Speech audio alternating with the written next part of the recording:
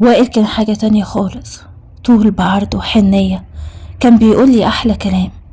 ساعتها قلت إن أنا لازم بقى أرجع شبابي معاه، خصوصا كل ما افتكر الطريقة اللي أنا اتجوزت بيها عادل واللي هو عمله فيا زمان.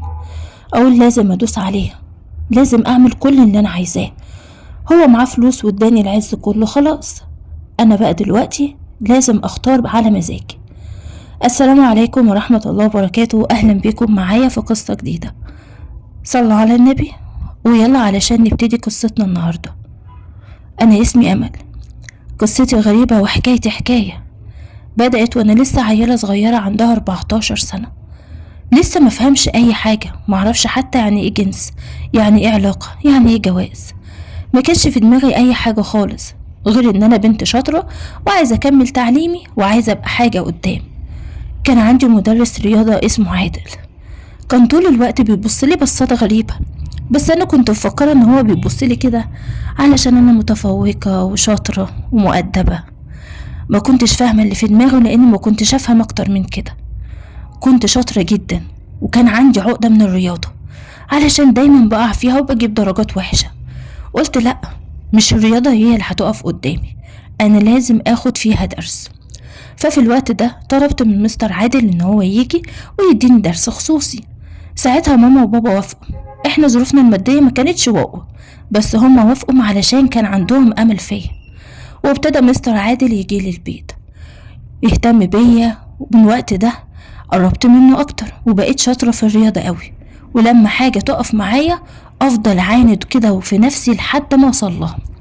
فكان في حاجة في الرياضة واقفة معايا، وكان اليوم ده عندنا تاني يوم امتحان في المدرسة. فمستر عادل قال لي مالك يا أمل انت زعلانة كده ليه؟ قلت له يا مستر أنا عايزة أبقى شاطرة والحتة دي بالذات مضايقاني. قال لي يا ستي ولا يهمك، طبطب عليا بكل خبز ولقم وقال لي تعالي لي بكرة إن شاء الله قبل بس المدرسة كده ما يبدأوا بساعة. قلت له ده ايه يا مستر وهي المدرسة هتبقى فاتحة؟ قال لي يا ستي طبعا مش في بواب، ما تخافيش، تعاليلي وانا هقعد معاكي في اوضه المدرسين هشرح لك كل حاجه يا امل، علشان اول ما تدخلي في الامتحان تبقي مركزه وتحلي كل حاجه وتطلعي الاولى كمان. كان بيتكلم معايا وهو متنح في شفايفي تتنيح، وكان باين قوي عليه بس انا ما كنتش فاهمه. وساعتها قال لي المهم بابا وماما هيرضوا يخليك يعني تنزلي بدري شويه؟ قلت له طبعا يا مستر، وبابا هو اللي بيوصلني المدرسه، انا هقول له ان انا هروح بدري واكيد هو هيوافق.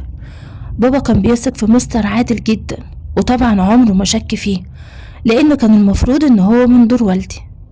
وفي الوقت ده فعلا تاني يوم روحت المدرسة بدري شوية زي ما مستر عادل طلب، وبابا بنفسه اللي كان موصلني.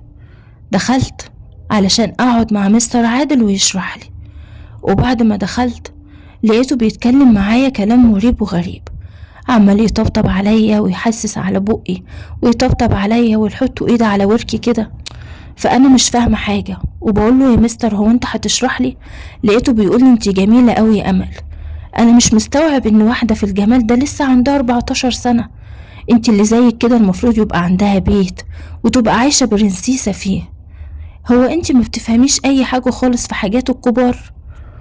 انا بصيت له كنتش فاهمه، نظراته الغريبة والمقرفة ما كنتش مجمعاها لسه، وقبل أصلا ما أفكر أي حاجة اتهجم عليا واعتدى عليا.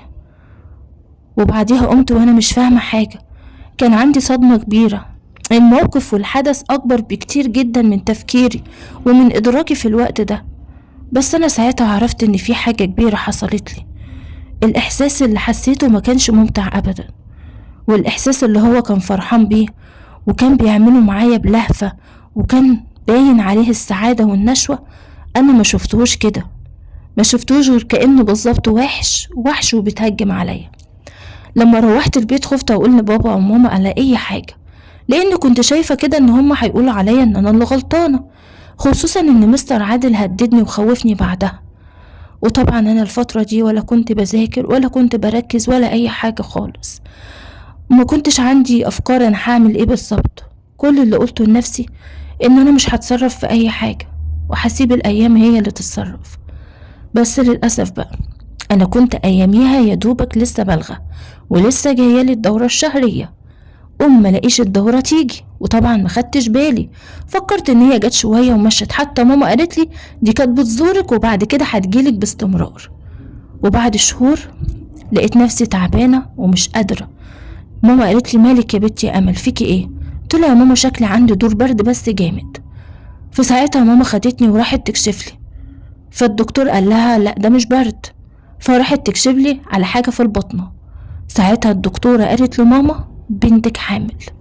يا لهوي على المصيبة ساعتها، والصوات والعياط، وماما ما كانتش عارفة تعمل ايه وما كانتش مصدقة. الدرس المستر بيجيلي والدرس التاني جنب مننا، وفي مدرسة واحدة ست هي عارفاها. بابا هو اللي بيوديني كل حتة وبابا هو اللي بيرجعني. فساعتها قلت لها على كل حاجة. ماما اتجننت وقالت لي انت ازاي ما تقوليلناش حاجة شبه كده. قلت لها يا ماما علشان كنت عارفة ان انتوا هتشوفوني ان انا اللي غلطانة، ومستر عادل قال لي ان انا اللي غلطانة. هقولك ازاي واعرفك ايه؟ قالت لي كنت هتعيشي كده ازاي وانت معمول فيكي كده؟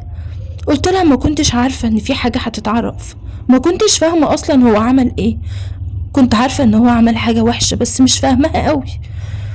محدش حس بيا، محدش فاهم الموقف اللي انا كنت عاملة فيه عامل ازاي. انا ما كنتش اعرف اي حاجة اصلا في اي حاجة. ومن الوقت ده كنت مستنية ان بابا وماما يجيبولي حقي بس بطريقة تانية. لكن اول حاجة بابا فكر فيها ان هو يكلم مستر عادل ويخليه يتجوزني.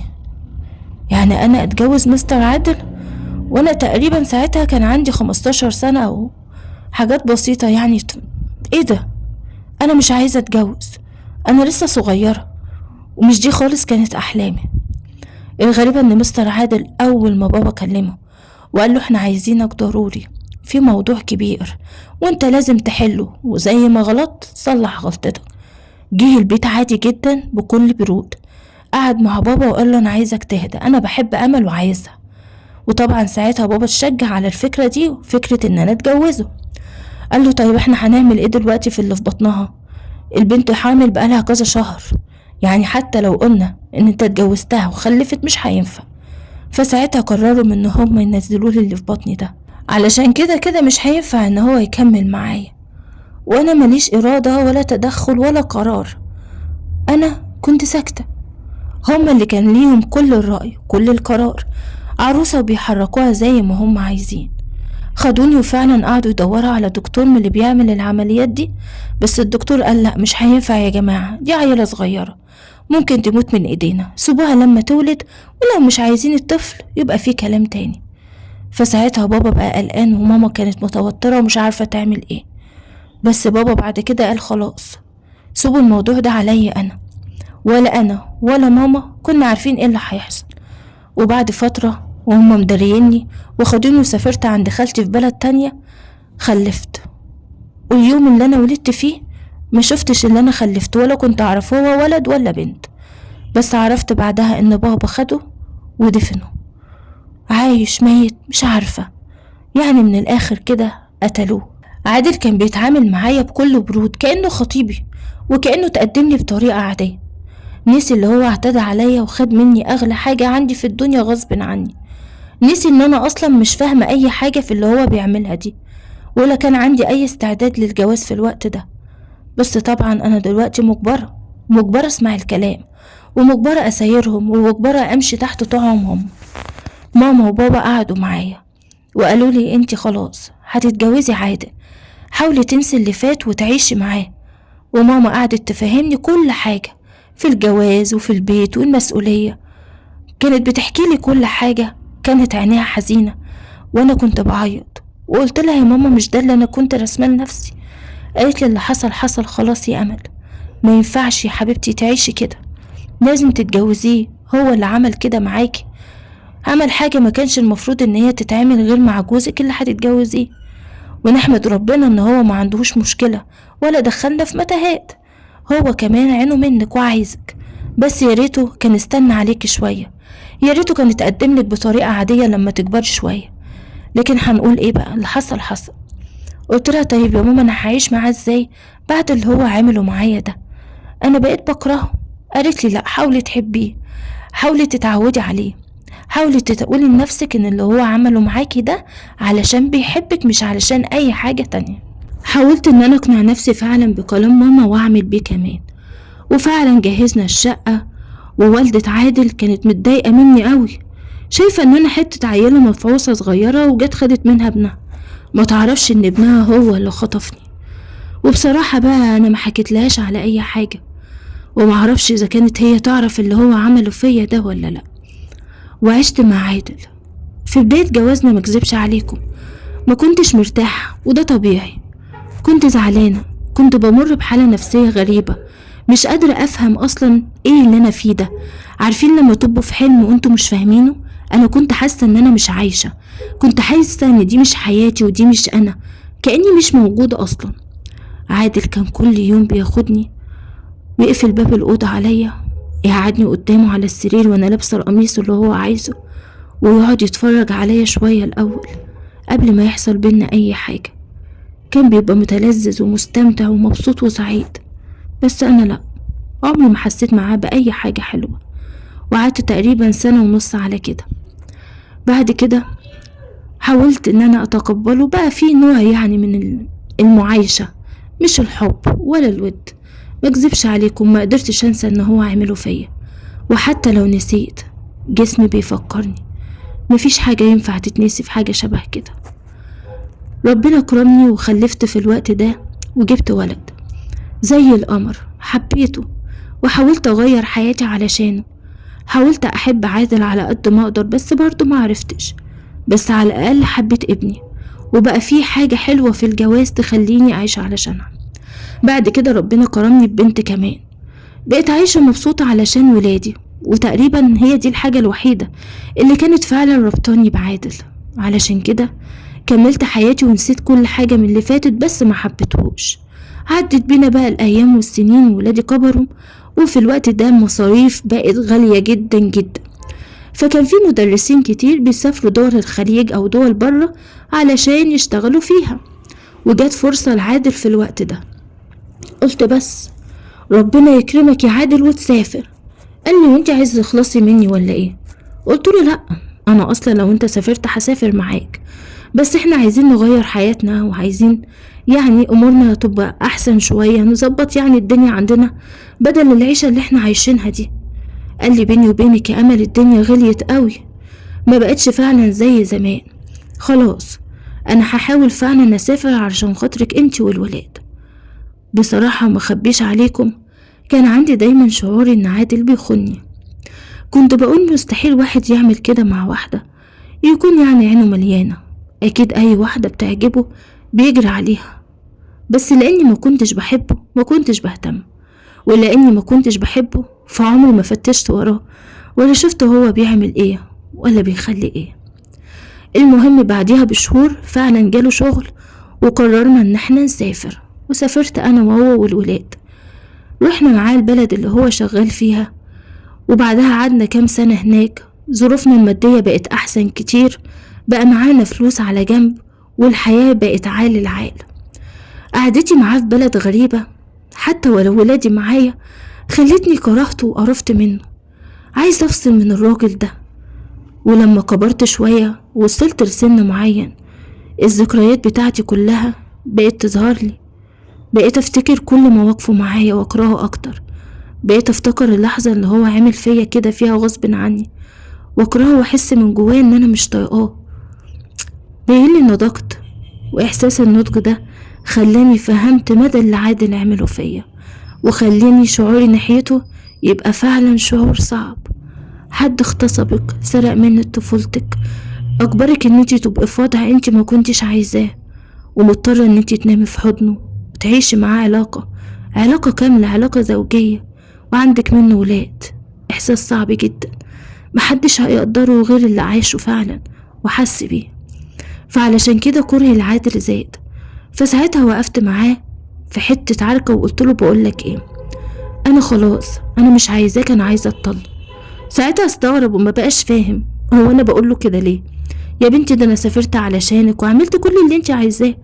قلتله لا، بس مهما عملت فيه حاجة جوايا مش قادرة اغفرها لك. قال لي انت ايه اللي فكرك بالكلام ده؟ قلت له: انا عمري يا عادل ما نسيت الكلام ده، لو انت نسيته فانا ما نسيتهوش اطلاقا، بس انت عامل نفسك نسيه. انت عارف كويس قوي البداية بيني وبينك كانت عاملة ازاي، بصراحة حاجة ما تتنسيش. قال لي: طب انت عايزة ايه؟ قلت له: انا عايزة اتطلق. قال لي: مفيش الكلام ده، مستحيل اسيبك، حتى يا ستي لو مش بتحبيني فعلشان الولاد، المنظر الاجتماعي، الناس تقول علينا ايه. قلت له: يعني انا مش مهم عندك؟ مش علشان بتحبني مثلا ولا حاجة، ما قلتش كلمة علشان بحبك، بتقول علشان المنظر الاجتماعي، علشان خاطر العيال. هو انت للدرجة دي مش شايفني بني ادمة، لا زمان ولا دلوقتي؟ قال لي: بقولك ايه، اعملي اي حاجة غير فكرة الطلاق. قلت له: خلاص، على الاقل سيبني ارجع مصر لوحدي، وخليك انت هنا اشتغل وهات فلوس للعيال. قال لي: خلاص ماشي. واتفقنا فعلا على كده، ونزلت مصر انا وولادي، وهو فضل هناك يشتغل ويجيلنا كل فترة. واول نزول ليا من غير عادل كنت رايحة مشوار البنك، وركبت مع سواق تاكسي. من ساعة ما ركبت معاه كان بيبصلي بصات غريبة قوي، كل شوية عينيه تبصلي في المراية وبعدين يبص قدام، يبصلي لورا كده ويبص قدام. غريبة. كان عندي من الجراءة كفاية، لاني بصراحة عجبني قوي طريقته وهو بيبصلي، حسيت احساس وشعور جميل قوي، حسيت بلذة غريبة. فرحت قايله له: ايه هو انت بتشبه عليا؟ تعرفني يعني؟ لو تعرفني فكرني بيك. فقال لي: لا يا مدام، مفيش حاجة. قلت له: لا، اصل انت بتبصلي جامد قوي يعني من ساعة ما ركبت، فانت لو فعلا تعرفني عرفني بيك واحنا نتعرف. وضحكت. طبعا طريقتي في الكلام ديت كانت طريقة جريئة. فساعتها عرفني على نفسه وقال لي ان هو اسمه وائل، وبيشتغل سواق، بس العربية مش بتاعته، بيشتغل سواق على اي عربية للأجرة علشان يبني مستقبله. وساعتها في نفس القعدة قال لي: ممكن تجيبي رقم موبايلك وانا كمان هديك رقم تليفوني، لو عندك اي مشوار كده او كده نتكلم مع بعض، رني عليا وانا اجي اوصلك من عندي قبل العندي، لو انت يعني بتروحي مشاوير كتير. قلت له: ولا حتى لو ما بروحش مشاوير كتير. الصراحة كان الولد طول بعرض كده وكان جميل قوي. انا انطلقت، حسيت مش عارفة، عايزة اعيش حياتي، عايزة اعوض اللي فاتني، عايزة اختار الراجل اللي هيبقى معايا حتى لو ما كانش في الجواز. ساعتها فعلا اديته رقم الموبايل وخدت رقم تليفونه. وفي نفس اليوم ده بالليل وائل ما كذبش خبر واتصل عليا وقال لي: عاملة ايه يا امل، واخبارك ايه؟ ومن الوقت ده ابتدينا نتكلم. حكيت له كل حاجة عن حياتي، عرفته ان انا متجوزة مدرس، وان هو سافر، وان هو بيشتغل وبيبعت لي فلوس، وان انا بروح البنك علشان كده.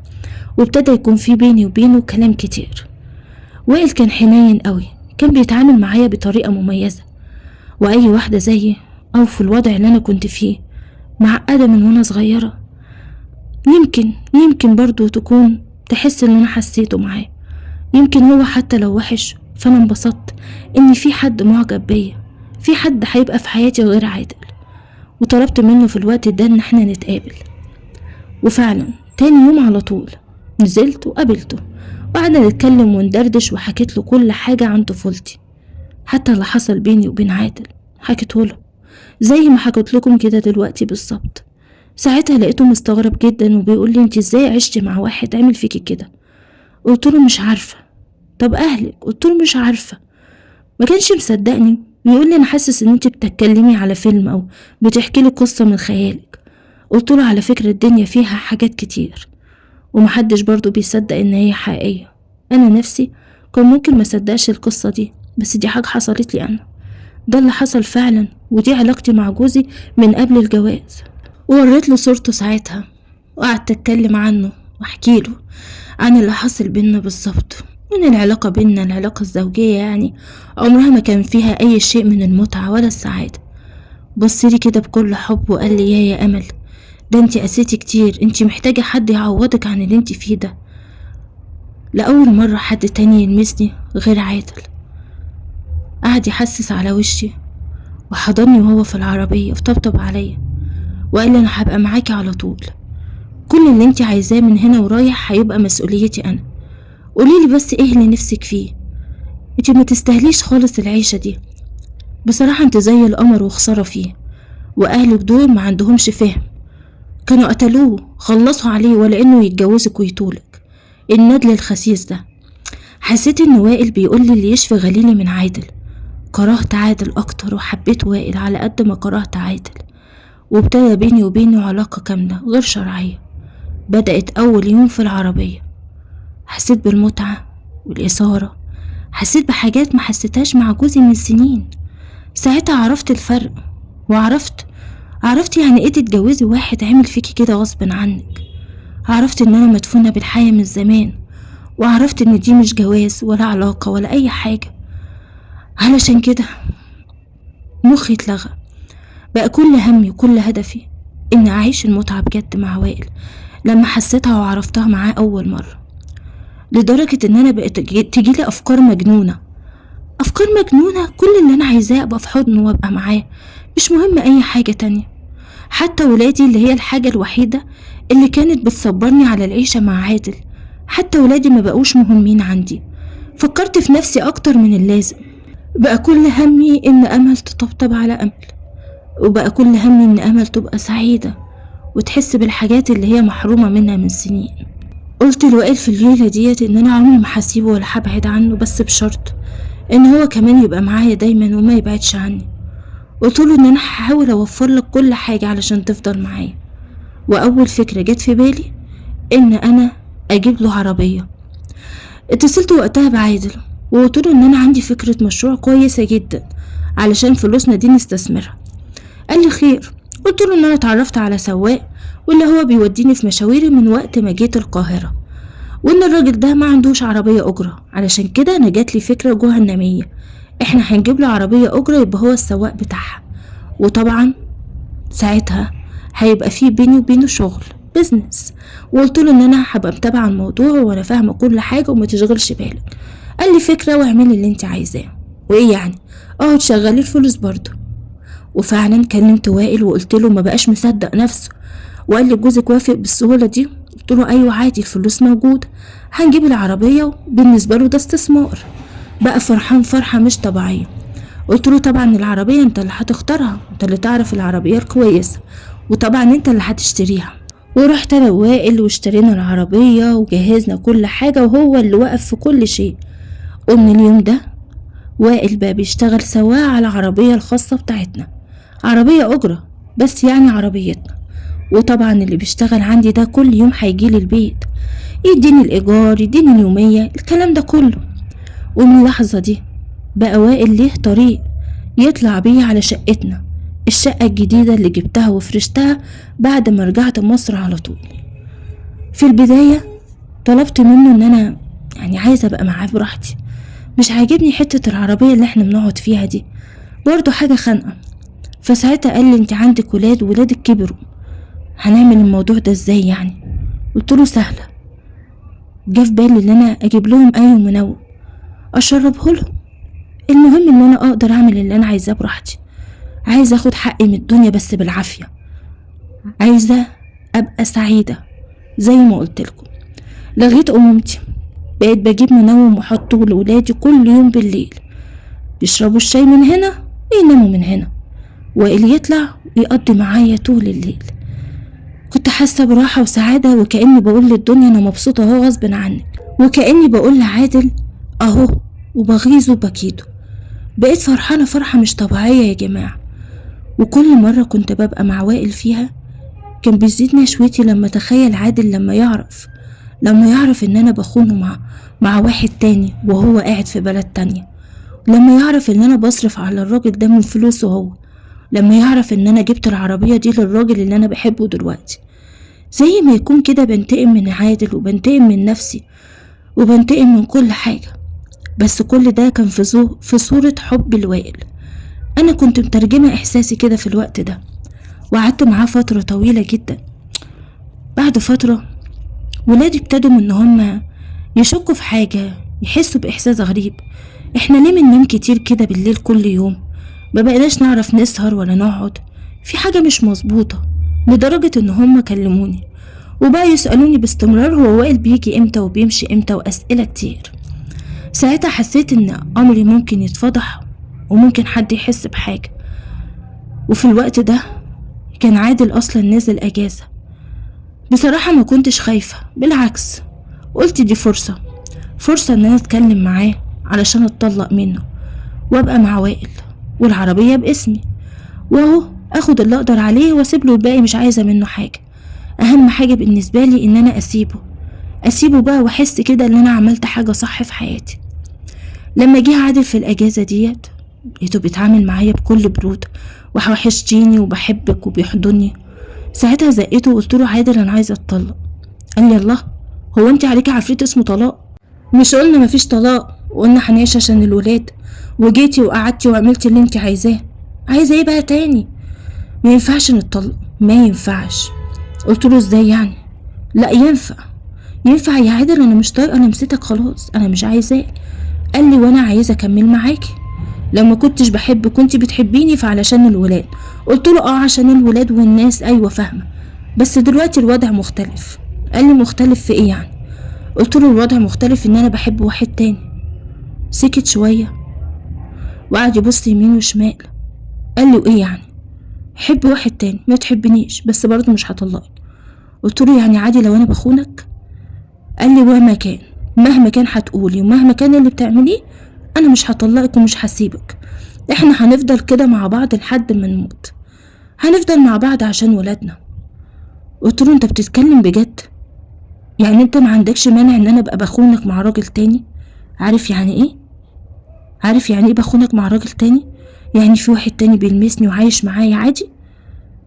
سكت وما ردش عليا.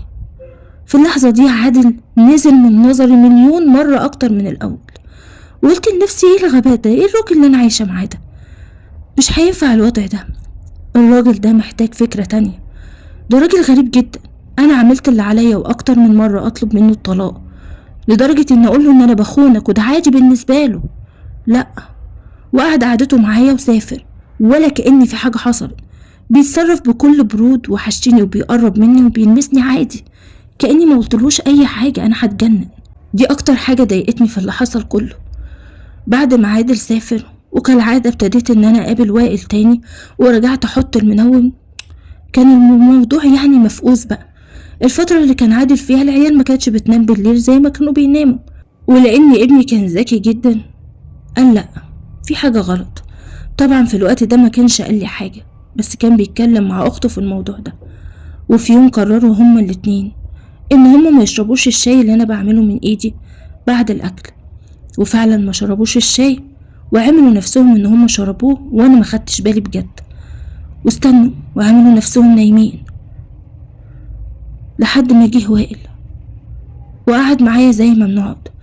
دخلنا اوضه النوم علشان نعمل زي ما بنعمل كل مره، وفي لحظه واحده لقيت ابني قدام مني.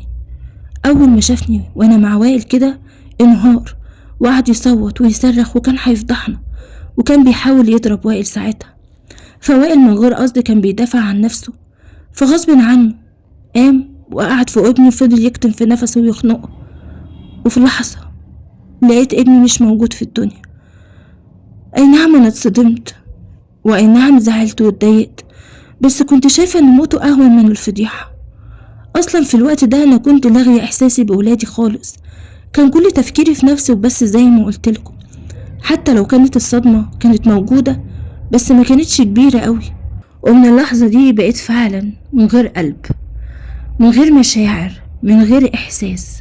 كل هدفي ان ما تحصلش فضيحة وان الموضوع ينتهي. كنت عايزة الدنيا تتلم. ساعتها وائل قال لي خلاص لازم نتصرف دلوقتي، انا هاخد الجثة وارميها في اي حتة، هدفنه وهتصرف ما تشغليش بالك انت.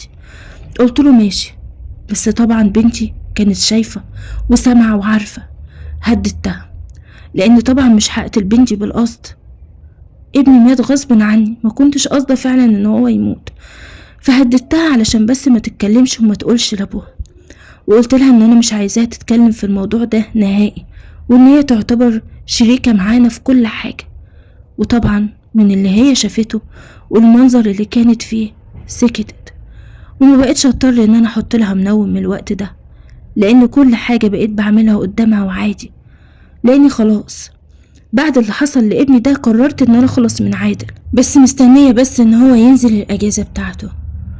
وعدت الشهور دي عليا وانا مستنياه يجي فارغ الصبر، بس برضو ده ما منعنيش ان انا احتفل مع وائل كل يوم على القرار اللي انا خدته ده. كنت حاسة بسعادة غريبة وفرحة مش طبيعية. عدت الشهور فعلا، وعادل كلمني وقال لي ان هو نازل الاجازة بتاعته، وقلت له ان انا هروح استقبله. وطبعا كان معايا وائل وكان معايا بنتي، بس طبعا كان بيسأل كل شوية على ابني اللي ما بقاش يكلمه. وساعتها قلت له ان الولد سافر علشان يشتغل، واستغرب جدا بس ما علقش، وانا ما كنتش شاغله بالي علشان الخطه بتاعتي خلاص هنفذها. جه عادل وقررنا خلاص ان احنا ننفذ نفس اليوم اللي هو جه فيه. ساعتها قلت له ان العربيه بتتصلح، ومرضتش اقول له علشان مش عايزه وائل يروح ولا يستقبله من المطار ويبقى بعيد. وطبعا رحت واستقبلت عادل انا وبنتي اللي كان وشها باين عليه كلام كتير، بس طبعا كانت خايفه مني ومن تهديداتي ليها. بعد ما استقبلت عادل حطوا الشنط في العربية اللي في التاكسي، يعني اللي هو من المطار، والتاكسي ده هو اللي وصلنا البيت. وطبعا عادل طلع، وابتديت انا وهو في وصلة الخناقات بتاعتنا. وطبعا حاولت ان انا هديه، كنت عايزاه بس يحضر معايا الغدا وكوباية الشاي بتاعتي اللي انتوا عارفينها. ولما اتغدينا حطيت له في الشاي بتاعه المنوم، قعد يتكلم معايا لحد ما حس ان هو خلاص مش قادر وبينام. وبعد ما نام اتصلت بوائل وقلت له دلوقتي بس تقدر تظهر. فجه وطلع لي وكان مجهز كل حاجة. في الوقت ده بنتي هي كمان نامت، معرفش نامت من الخوف ولا نامت من الرعب ولا من ايه. ما كانتش عارفة ايه اللي هيحصل، بس يمكن كانت متوقعة، لان من وقت ما عادل ما جه واحنا بنتخانق مع بعض لحد ما نام. صحت من النوم كنت انا ووائل مخلصين كل حاجة. وائل خلص على عادل في اللحظة دي وقرر ان هو يروح يدفنه هو كمان، بس مش يدفنه هو، يدفن راسه بس. وبقيت الجثة بقى قررنا ان احنا نقطعها ونرميها، ما كناش عايزين اي حد يعرف اي حاجة. وطبعا لان عادل غير برضو ابني كان صفيف ورفيع، فوائل مغلبش فيه، لكن عادل كان مليان. خلصنا كل حاجة، كل ده وبنتي قاعدة ومنهارة، وهددتها تاني وقلت لها ان انت كده شريكة معانا، كل هدفي ان انا اللي انتصر وانا اللي اكسب. الصراحة وقت ما عملنا كده في عادل ما كنتش متضايقة خالص ولا زعلانة ولا حاسة بذرة تأنيب ضمير. كنت حاسة ان انا بعمل الحاجة الصح بس في الوقت الغلط. كان المفروض اعمل في عادل كده من زمان، من وقت ما نهش لحمي وانا لسه حتة عيلة صغيرة عندي 14 سنة. كان يستاهل الموت بصراحة. خلصنا كل حاجة، كنت مطمنة وقلت ان انا رسمت خطة جهنمية ما فيهاش ثغرة واحدة. وطبعا قلت محدش هيقدر يتعرف خالص على جثة وائل، لحد ما حصلت حاجة غريبة جدا ما كانتش على بالي. حماتي، انا كنت قايلة لعادل يعملها مفاجأة، ما يقولش لحد ان هو جاي، بس لقيت حماتي بقى قلبت الدنيا على ابنها وبتقول ان عادل جه من السفر وما رحلهاش. طبعا انا وقتها عملت نفسي ان انا معرفش حاجة، وقلت لها ان عادل ما جاش ولا حتى كلمني وقال ان هو جاي. قالت لي لا، عادل كلمني قبل ما يجي وكلمني بعد ما جه. ازاي يعني؟ ده كان جاي يفطر معايا، لان في الوقت ده احنا كنا في رمضان، بس انا بقى ما كانش عندي رمضان، لان اللي انا فيه ده كان مخليني بعيد قوي عن ربنا. يعني في عز اللي انا فيه ده اكيد يعني ما كنتش هصوم ولا اصلي، بس كل ده انا ملتمسه لنفسي العذر فيه، لان كان بيحصل بجد غصب عني. المهم قالت لي ابني كان هيفطر معانا، مستحيل يكون كلمني كده وما جاش، صعب. ده جه هنا وصل هنا المطار بتاع القاهرة. قلت له انا معرفش حاجة. راحت بلغت البوليس والبوليس عمل لي استجواب، ولما رحت قلت لهم انا معرفش، دي ست كبيرة وبتخرف ويمكن يكون متهيأ لها. انا جوزي لا جه ولا كلمني قبل ما يجي ولا بعد ما يجي ولا اي حاجة من دي، على الاقل لو كان هيجي فعلا كان زمانه قال لي. فالراجل قال لي طب ممكن يكون جوزك مثلا جه وما قالكيش؟ قلت له لا، انا جوزي محترم، انا جوزي مش بتاع الكلام ده. معنى كلام حضرتك ان هو عند حد تاني؟ لا لا لا، جوزي مش بتاع الكلام ده. كنت مضطر اشكر فيك يا عادل، بس انت بتاع كده وابو كده كمان. بس للاسف الضابط ده ما صدقنيش او ما اقتنعش بكلامي. ارتاح بقى الكلام حماتي، حس ان هي عندها حاجة صراحة او هي بتقول الحقيقة معرفش.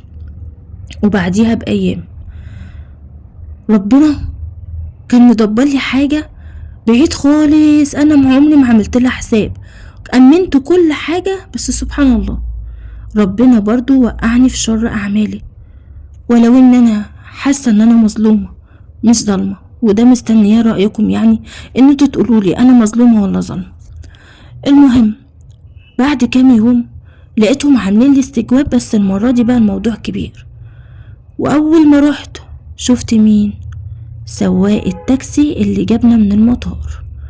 ولقيت الضابط بيقول لي يا مدام امل، حضرتك استقبلتي فعلا جوزك، واستاذ عادل وصل فعلا المطار، واحنا لقينا اسمه من ضمن الناس اللي جات في التاريخ اللي الحاجة قالت عليه. وغير كده وكده، مش ده الورق بتاع جوزك؟ الباسبور بتاعه وورق بتاعه خاص وكمان فلوس. الراجل المحترم ده، وده كان سواق التاكسي اللي جابنا فعلا، انا اول ما شفته عرفته. الراجل المحترم ده لقى الورق اللي استاذ عادل نساه، ولانه راجل امين راح عمل محضر بالحاجات اللي هو لقاها. وسبحان الله في الوقت ده احنا كنا عرفنا برضو ان استاذ عادل كان موجود. فاظن كده بقى استاذ عادل وصل، وانتي بنفسك كنتي معاه في العربية، وده كلام السواق وكمان بنتك. يبقى ايه بقى؟ ازاي الحال دلوقتي؟ طبعا ما كانش فيه مفر وقتها، وساعتها قعدت بكل هدوء من غير اي ارتباك ولا ذرة حزن ولا حتى صدمة. حكيت للظابط كل حاجة، حكيت له وانا عايزاه يفهم كويس قوي اللي انا عشت فيه مع عادل السنين دي كلها يخليني مش بس اقتله، خليني اعمل حاجة اكبر من كده بكتير. قلت له ان انا خنته علشان انتقم لنفسي، وان انا كنت عايزة انتقم من اهلي ومن كل حد السبب في ان انا اعيش معاه. حتى مشاعري ناحية ولادي نفسها ما بقتش موجودة، وان انا ما بقاش فارق معايا اي حاجة خالص. في الوقت ده كانت بنتي الصغيرة بقى عندها 24 سنة، اللي هي كانت اصغر من اخوها اللي في الوقت ده كان عنده 27 سنة. وانا اتحكم عليا بالاعدام انا ووائل، وبنتي خدت 10 سنين. حتى بنتي ما رحمهاش رغم ان انا اللي ضغطت عليها علشان خاطر اهددها ان هي كده تبقى شريكة معانا. حسبولها ده كمان ان هي كده تسترت على الجريمة. طب والجريمة اللي عادل عملها فيا، الجريمة اللي اهلي عملوها فيا، عادل كده ما يستحقش ان هو يموت؟ انا مش بقول ان انا كان لازم اعمل كده، بس انا معذورة، واللي حصل لي بجد ده كله كان غصب عني. ودي كانت قصتي، ودي كانت حكايتي. مش عارفة بجد انتوا لو كنتوا مكاني كنت هتعملوا ايه؟ يا ترى انا اللي عليا اللوم الكبير ولا اهلي ولا مين بالظبط؟ لو كملت القصة ما تنساش تشاركنا برأيك تحت اسفل التعليقات، لانه اكيد بيهمني. اشترك في القناة وفعل زر الجرس علشان يوصلك مني كل جديد، وياريت لو تعمل شير لاصحابك وحبايبك علشان هما كمان يتابعوا معانا قصتنا النهاردة. سلام عليكم.